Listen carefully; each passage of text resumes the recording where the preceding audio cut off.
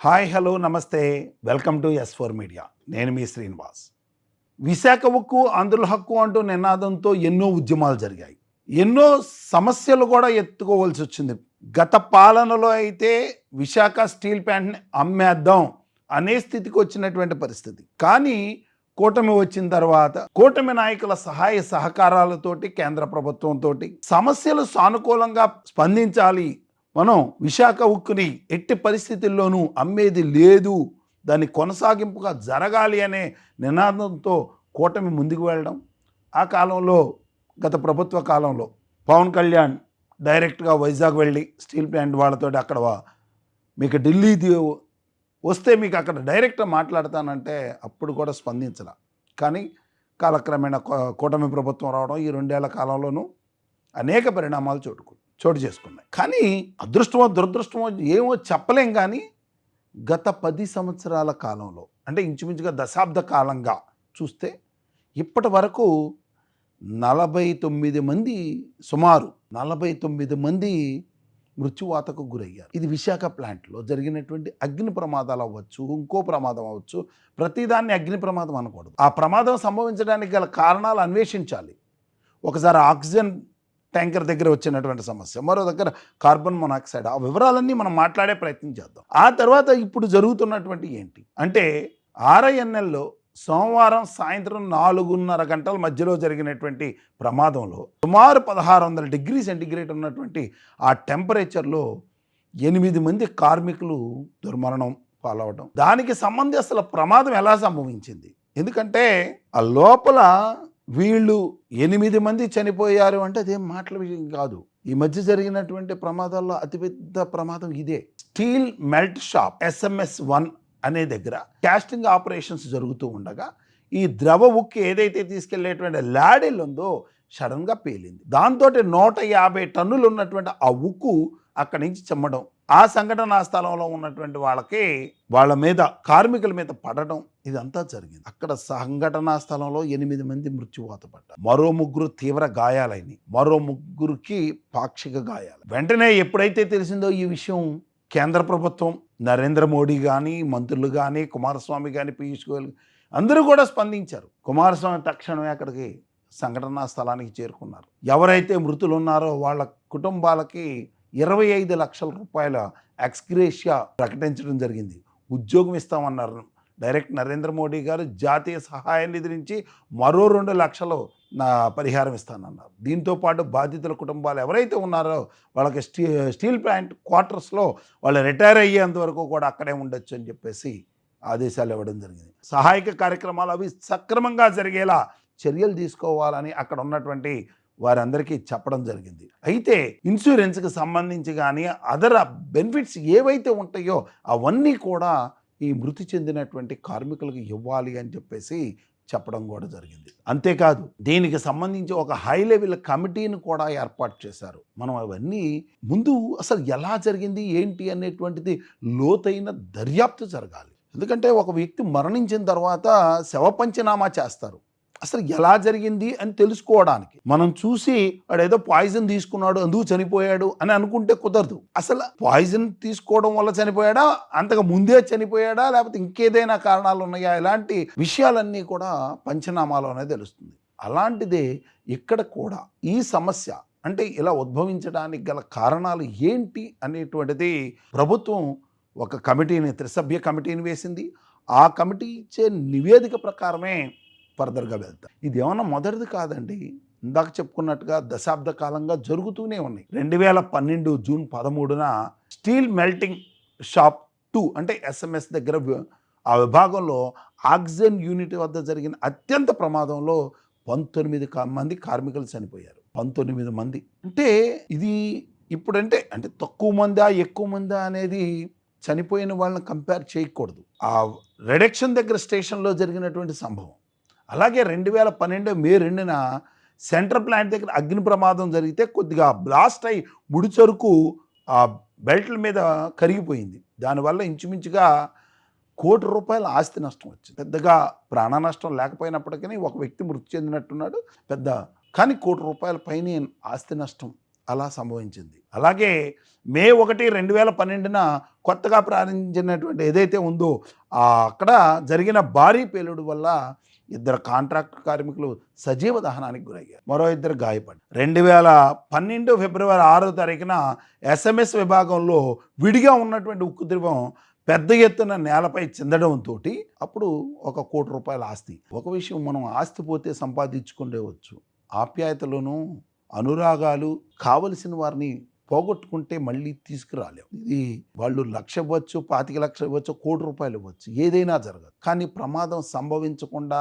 తీసుకోవలసిన జాగ్రత్తలు కూడా ఉంటాయి కదా. మే 22, 2012న మరొకటి సంభవించింది. అలాగే 2013 నవంబర్ 2న వాటర్ ప్లాంట్ దగ్గర కార్బన్ మొనాక్సైడ్ లీక్ అయి 2 చనిపోయారు. 2014లో గ్యాస్ లీక్ అయి చనిపోయారు. 2020 డిసెంబర్లో మెల్టింగ్ షాప్ దగ్గర 12 ఎస్ఎంఎస్ 12 దగ్గర ఆ లాగిన్ తీసుకెళ్లేటప్పుడు దాంట్లో నుంచి ద్రవం చెందడం వల్ల ఆ రకంగా ప్రమాదం సంభవించింది. అలాగే 2021 జనవరిలో కూడా లాగిన్ సమస్యతో ఒక వ్యక్తి మరణం జరిగింది. ఈ ఘటనలన్నీ కూడా ఒకదాని తర్వాత ఒకటి జరుగుతూ వచ్చినాయి.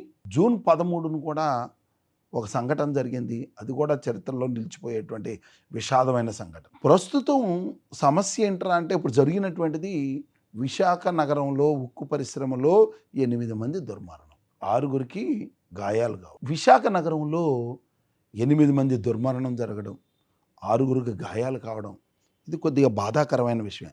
ఇప్పుడిప్పుడే ఒకప్పుడు అమ్మకానికి పెడదాం అనుకున్నటువంటి పరిస్థితి నుంచి కేంద్ర ప్రభుత్వ సహాయంతో దాన్ని నిలదొక్కుని ఇప్పుడు అభివృద్ధి వైపు అడుగులు పెడుతున్న క్రమంలో ఇటువంటివి జరగడం చాలా దురదృష్టకరమని అక్కడ చేరుకున్నటువంటి కేంద్ర సహాయ మంత్రి ఆవేదన వ్యక్తం చేశాడు. అలాగే ఆయనతో పాటు ఇక్కడ విలేకరులతో మాట్లాడారు, చాలామంది వచ్చారు. అటు రాష్ట్ర గవర్నమెంట్ నుంచి కానీ, సెంట్రల్ గవర్నమెంట్ నుంచి కానీ, వైజాగ్ స్టీల్ ప్లాంట్ మీద ఏదైతే జరిగినటువంటి ఘటన ఉందో దీనికి సంబంధించి తక్షణం వాళ్ళకి కావాల్సిన ప్యాకేజీలు ఇవ్వడం జరుగుతుంది. ఎట్టి పరిస్థితుల్లోనూ అక్కడ సహాయ కార్యక్రమాలు ఇబ్బంది లేకుండా చూడాలి అని చెప్పేసి ఢిల్లీ నుంచి ఆదేశాలు రావడం, అలాగే స్టేట్ గవర్నమెంట్ నుంచి ఆదేశాలు రావడం, ఈ దుర్ఘటనకు ఎవరైతే అసలు ఎలా జరిగింది అనేటువంటిది కూడా కనుక్కోవాలని చెప్పేసి త్రిసభ్య కమిటీని వేయడం, ఈ గాయపడిన వారిని ఆదుకుంటాం అంటాం. వారితో పాటు రాష్ట్ర విద్యాశాఖ మంత్రి లోకేష్, కేంద్ర మంత్రి శ్రీనివాస్ వర్మ వాళ్ళిద్దరూ కూడా అక్కడ మీడియా సమావేశం ఏర్పాటు చేశారు. అక్కడ ఉన్నటువంటి పరిస్థితిని అదుపు చేసి మీకు మేము అండగా ఉంటాం, ముందు తక్షణమే ఈ యొక్క శవ పంచనామా పూర్తి చేయాలని చెప్పేసి చెప్పడం, కింగ్ జార్జ్ హాస్పిటల్కి వెళ్ళి మృతుల యొక్క కుటుంబాలను ఓదార్చారు. ఈ సందర్భంలో లోకేష్ కూడా ఒకటే చెప్పాడు, మృతి చెందిన వారికి, గాయపడిన వారికి నష్టపరిహారం అందిస్తాం, వారి కుటుంబాలకు వచ్చినటువంటి ఏ ఇబ్బంది లేదు, వైజాగ్ స్టీల్ ప్లాంట్లో ఉద్యోగాలు ఇస్తామని హామీ ఇస్తున్నామని చెప్పారు. అలాగే పిల్లల్ని చదివించే బాధ్యత తీసుకుంటామని హామీ ఇచ్చారు. అలాగే గాయపడిన వారిని ఎక్కడైతే చికిత్స పొందుతున్నారో 7 హిల్స్ హాస్పిటల్కి వెళ్ళి అక్కడ గాయపడిన వారిని కూడా పరామర్శించారు. వారి ఆరోగ్య పరిస్థితి తెలుసుకుని తర్వాత జరగవలసిన కార్యక్రమాలను మేము చూస్తామని చెప్పారు. ఈ కార్యక్రమంలో home minister Anitha, MP Bharat, Pulla Srinivasa, collector Abhishek Kishore, నగర కమిషనర్ వీళ్ళందరూ కూడా అక్కడ పాల్గొన్నారు. న్యాయపరమైనటువంటి నష్టపరిహారం అందించాలని చెప్పేసి మృతుల కుటుంబాలు అయితే కొంత గొడవ చేశారు. మనకు తెలుసు కదా, కమ్యూనిస్టులు కూడా వాళ్ళతోటి శృతి కలపడం, కమ్యూనిస్ట్ నాయకుడు కూడా అక్కడికి వెళ్ళి ఏమైనా సరే గత ప్రభుత్వంలో ఇదే గవర్నమెంటు ₹1,00,00,000 ఇచ్చారు నష్టపరిహారం, మీరు ఎందుకు ₹1,00,00,000 ప్రకటించట్లేదు, 25 లక్షలే ఇస్తున్నారు దేనికి అని కూడా ఒక దశలో సిపిఎం రాష్ట్ర ప్రధాన కార్యదర్శి శ్రీనివాసరావు కేంద్ర మంత్రిని లోకేష్ని ఇద్దరిని గట్టిగా నిలదీసినటువంటి పరిస్థితి కూడా ఉంది. అప్పుడు జరిగినటువంటి నష్టపరిహారానికి ఎంత ఇచ్చినా తీర్చలేం, ₹1,00,00,000 ఇచ్చినా కూడా వాళ్ళని మనం తీసుకురాలేం. కానీ గతంలో మురళీధర్రావు కూడా బాధితులు అనేటువంటి అంశం ఒకటి లేవనెత్తారు. అప్పుడు ₹1,00,00,000 ఇచ్చాం, ఓకే, ఆ కాల పరిస్థితులు దృష్టిలో ఉంచుకొని ఆ రోజు ఇచ్చాం. ఇప్పుడు ప్రస్తుతానికి ఈ కార్యక్రమంలో 15 రోజుల్లో ఒక నిఘా టీం అది వేస్తాం, దీని మీద ఎంక్వైరీ జరిగిన తర్వాత మేము తక్షణ చర్యలు తీసుకోవడం జరుగుతుంది. అప్పట్లో కూడా మంత్రి కిషన్ రెడ్డితో పాటు విశాఖకు రావడం, ఆ పరిస్థితులు సమీక్షించడం అవన్నీ గుర్తున్నవి. ఇప్పుడు కూడా క్యాబినెట్ మినిస్టర్ కుమారస్వామి గారు డైరెక్ట్‌గా వచ్చారు. ఇక్కడ ఉన్నటువంటి పరిస్థితులను కూడా సమీక్షించారు. ఆయనే వెంటనే ఆ యొక్క నష్టపరిహారాన్ని ఇవ్వడానికి సానుకూలంగా ఉన్నారని బాధితులకు నచ్చచెప్పే ప్రయత్నం కూడా చేశారు. అంతటితోటి అది సమస్య పోయిందా అంటే మరో 6 బాధితులు ఇబ్బంది పడుతున్నటువంటి పరిస్థితి.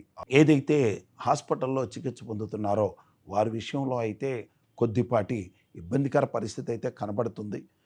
ఏది ఏమైనా రానున్న కాలంలో ఇటువంటి ప్రమాదాలు జరగకుండా ఉండడానికి అటు అధికారులు సమన్వయపరచాలా, కార్మికులు సమన్వయపరచాలా, లేక ఎవరిని ఎవరు సముదాయించాలనేటువంటిది కూడా ఉంటుంది. ఎందుకంటే ఒక నిజంగా జరిగిన ప్రమాద ఛాంబర్‌లో ఏకకాలంలో 2 గంటలు ఉన్న తర్వాత పక్కన ఒక వెయిటింగ్ రూమ్ ఉంటుంది.